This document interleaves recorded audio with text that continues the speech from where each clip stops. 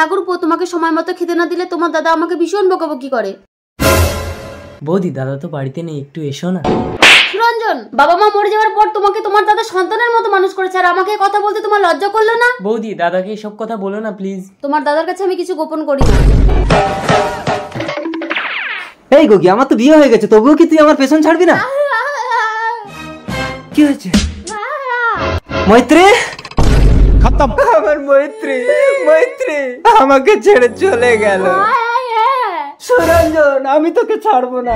সুরঞ্জন, তুমি আমাকে বেশি ভালোবাসো না তোমার দাদাকে? অবশ্যই দাদাকে, কারণ ছোটবেলা থেকে দিন রাত এক করে দাদা আমাকে লেখাপড়া শিখিয়েছে। একটা চল, তোর বাকি গল্পটা থানায় গিয়ে শুনবো। বৌদির সঙ্গে নোংরামো করে তাকে খতম করে এখানে এসে প্রেম করছিস? ওকে ছেড়ে দিন, ও কিছু করেনি, ও সকাল থেকেই আমার কাছে। ওই গোকে নিজের চোখে সব দেখেছি। দাদা, অফিসার নিয়ে যা নাকি। এই চল, আর আপনি আসুন, পোস্টমর্টম হয়ে গেলে বডি নিয়ে আসবেন। এই গগিয়ে তো আনন্দ পাচ্ছে কেন? এই গগি, তোর জন্য আমি প্লাস্টিক সার্জারি করে সুরঞ্জনের রূপ নিয়ে ওর বৌদিকে মারলাম, ওকে ফাঁসির মঞ্চে তুললাম। এবার তুই আমার বাচ্চা পেটে নিয়ে ওর দাদাকে বিয়ে করতে পারবি, আর আমি সুরঞ্জন হয়ে একতাকে বিয়ে করে ওই ঘরে তোর সাথে রাত কাটাবো। সুন্দর একটা ভিডিও বানালাম।